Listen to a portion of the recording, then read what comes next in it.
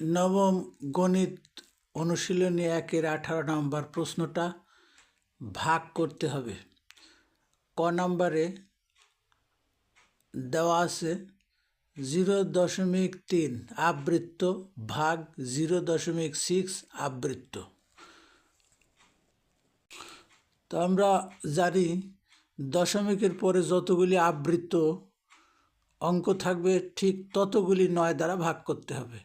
তো প্রথমে এই সংখ্যাটির একটি আবৃত্ত অঙ্ক আছে, সেটা 3, এবং একটি 9 দ্বারাই ভাগ করা হয়েছে। দ্বিতীয় সংখ্যার ক্ষেত্রে দশমিকের পরে একটি আবৃত্ত অঙ্ক আছে, সুতরাং একেও 9 দ্বারা ভাগ করা হয়েছে।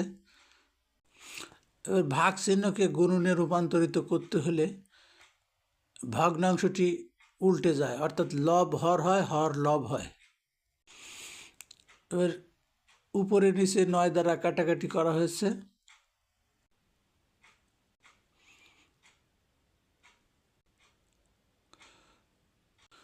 এবার 1/2 সাধারণ ভগ্নাংশকে দশমিক ভগ্নাংশে রূপান্তরিত করলে 0.5, এটাই উত্তর। এবার 18-র খ নম্বর অঙ্কটি আমরা দেখতে পাচ্ছি 0.35, এখানে অনাবৃত অঙ্ক একটি 3 এবং আবৃত অঙ্কও একটি 5 ভাগ 1.7। এখানে দশমিকের পরে একটি অঙ্ক আছে, সেটা আবৃত্ত। এখানে প্রথম সংখ্যাটি যেহেতু মিশ্র আবৃত্ত, তো মিশ্র আবৃত্তর ক্ষেত্রে আমরা জানি যে দশমিকের পরে যে সংখ্যাটা আছে 35 থেকে অনাবৃত অংশ বিয়োগ করতে হয়, অর্থাৎ 35 থেকে 3 বিয়োগ করতে হবে।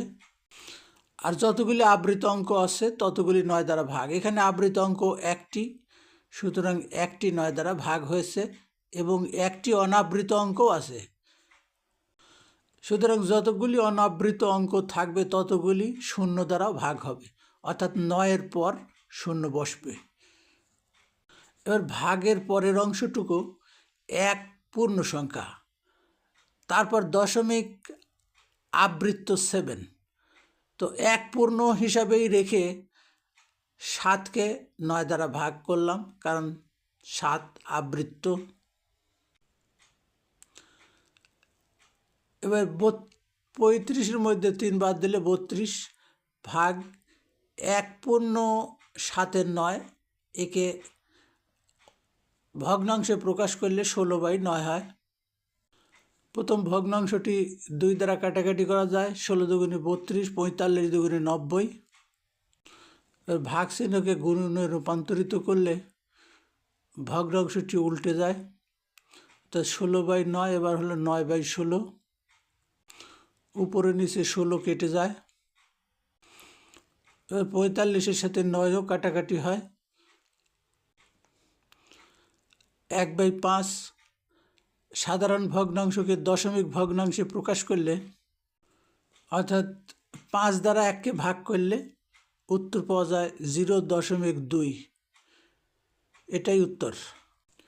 এবার 18 গ নম্বরে দেখা যাচ্ছে 2.37 দশমিকের পরের অংশ আবৃত্ত এবং অনাবৃত মিশ্রিত আছে, সুতরাং এটা একটি মিশ্রিত আবৃত্ত বা মিশ্র আবৃত্ত।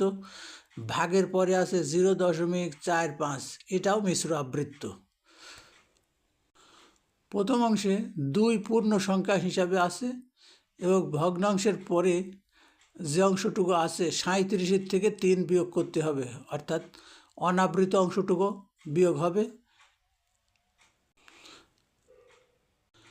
ঠিক নিয়ম অনুসারে আমরা আবৃত অঙ্ক একটি আছে, তার জন্য একটি 9, এবং তারপর অনাবৃত একটি অঙ্কের জন্য একটি 0। ভাগ চিহ্নের পরের অংশ 0.45, এখানেও আবৃত অঙ্ক 5, 5-এর জন্য একটি 9, অনাবৃত অঙ্ক 4, 4-এর জন্য একটি 0। এবার 34/90 2 দ্বারা কাটাকাটি করা যায়, যেহেতু দুটি জোড় সংখ্যা, তাহলে উপরে 17, নিচে 45। দ্বিতীয় অংশ 45 থেকে 4 বিয়োগ করলে 41, নিচে 90। এবার ভাগকে গুণে রূপান্তরিত করলে ভগ্নাংশটি উল্টে যাবে, অর্থাৎ 90 উপরে যাবে, 41 নিচে আসবে। প্রথম সংখ্যাকে সাধারণ ভগ্নাংশে পরিণত করব। তাহলে 45 দুগুণে 90 যোগ 17, 107, নিচে 45। 45 আর 90 কাটাকাটি করলে 45 1 এবং 90 উপরে 2। এবার 214কে 41 দিয়ে ভাগ করলে আমরা যে ভগ্নাংশটি পাচ্ছি সেটা হচ্ছে 5.21951, আবার 21951। এইভাবে এই অঙ্কগুলি বারবার ফিরে ফিরে আসতেই থাকবে। সুতরাং এটা একটা আবৃত্ত দশমিক ভগ্নাংশ।